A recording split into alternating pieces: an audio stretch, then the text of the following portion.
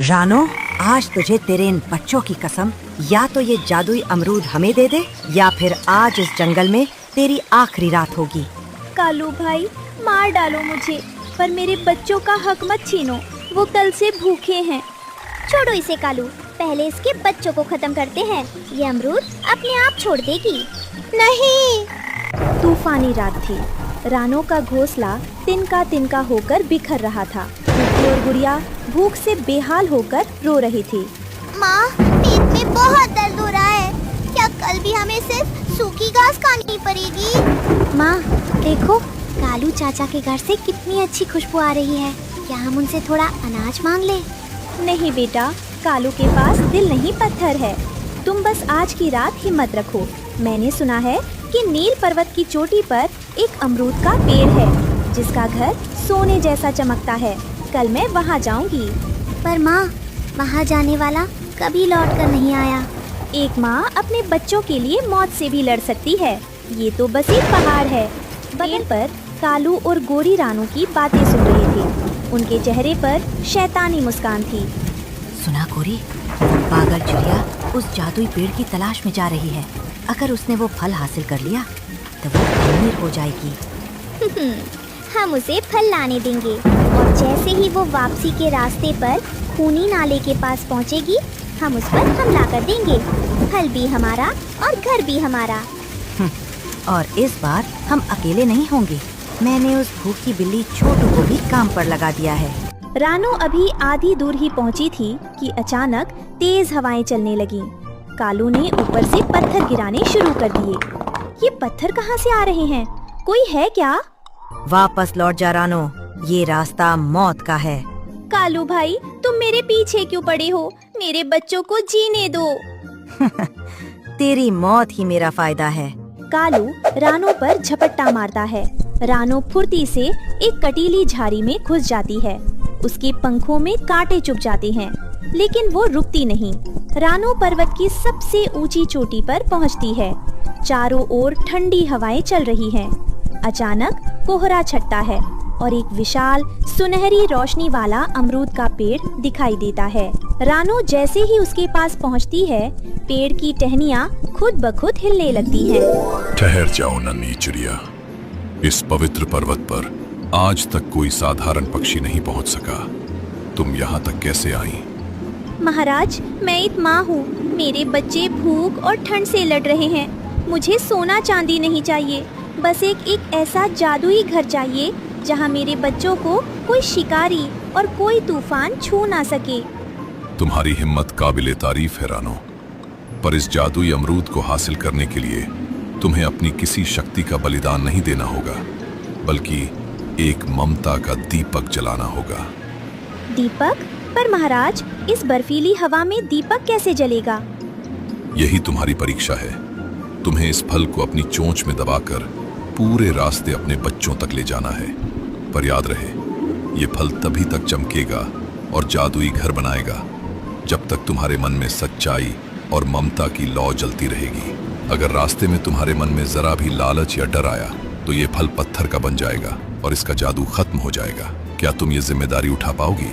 महाराज, एक माँ के मन में अपने बच्चों के लिए कभी लालच नहीं आता। मुझे आपकी शर्त मंजूर है। मैं इस विश्वास के दिए को बुझने नहीं दूंगी। ले जाओ ये अमर अमरूद। ये न केवल तुम्हें घर देगा, बल्कि मुसीबत में तुम्हारी ढाल भी बनेगा। पर सावधान रहना, रास्ते में कई मायावी ताकतें तुम्हारा मन भटकाने की कोशिश करेंगी। रानो जादुई अमरूद लेकर लौट रही थी। तभी कालू, गोरी और नीचे जमीन पर काली बिल्ली उसे घेर लेते हैं। बस बहुत हुआ लुका छिपी का खेल रानो, वो अमरूद हमें दे दे, वरना आज तेरी चिता हम यही जलेगी। देख कालू, इसकी चोंच में दबा फल कितना चमक रहा है, इसे छीन लो, फिर ये चिड़िया खुद ब खुद जमीन पर गिर जाएगी। ये फल मेरे बच्चों की आखिरी उम्मीद है कालू भाई। इसे पाने के लिए मैंने अपनी जान की बाजी लगाई है। तुम इसे कभी नहीं ले पाओगे। कालू अचानक रानो के पीछे से झपट्टा मारता है। रानो हवा में एक तेज टर्न लेती है और उनकी पकड़ से भाग जाती हैं।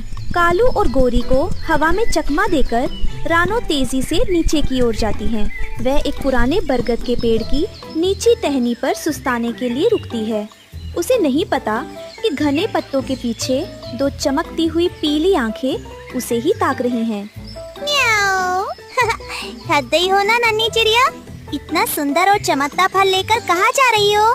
लाओ मुझे दे दो, मैं इसे संभाल कर रखूंगी। छोटू बिल्ली, तुम यहाँ क्या कर रही हो? रास्ता छोड़ो मेरा, मुझे अपने बच्चों के पास जाना है। अरे डरो मत, कालू तो बहुत बुरा है, पर मैं तो तुम्हारी दोस्त हूँ। देखो तुम्हारे पंख से खून बह रहा है, तुम उड़ नहीं पाओगी। जमीन पर आ जाओ, मैं तुम्हें तुम्हारे घर तक पहुँचा दूंगी। बिल्ली धीरे धीरे पेड़ पर चढ़ जाती है। अब बिल्ली उसके बहुत करीब पहुँच चुकी थी। झूठ, तुम दोस्त नहीं, तुम तो घात लगाए बैठी शिकारी हो। अगर तुमने मुझे छूने की कोशिश की तो ये जादुई फल तुम्हें पत्थर बना देगा। पत्थर? चिड़िया रानी, कहानियाँ सुनाना बंद करो, वो फल मुझे दे दो, वरना आज तुम्हारे बच्चे अपनी माँ का इंतजार ही करते रह जाएंगे। बिल्ली अचानक झपट्टा मारती है। रानो अपनी पूरी ताकत लगाकर ऊपर की ओर उड़ती है। बच गई आज, पर याद रखना रानो, रास्ता अभी खत्म नहीं हुआ है। रानो घोंसले पहुंचकर फल को जमीन पर गिरती है। अचानक वहाँ एक सुंदर अमरूद के आकार का महलनुमा घर बन जाता है।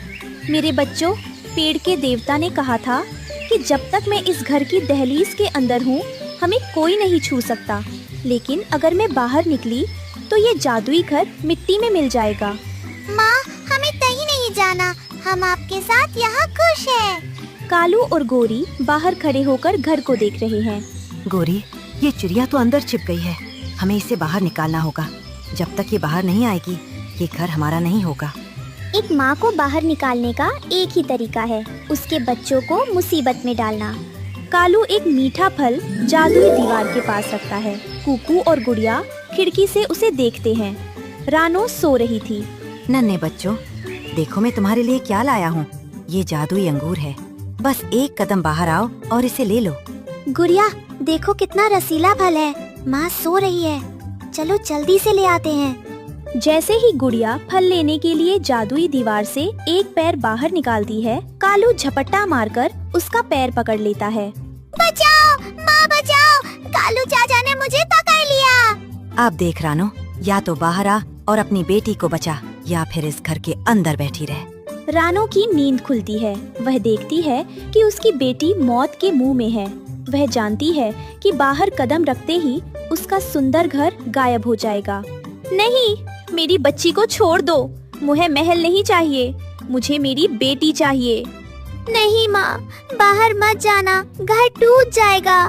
बेटा, ईंट पत्थर का घर फिर बन सकता है, पर तुम दोनों नहीं।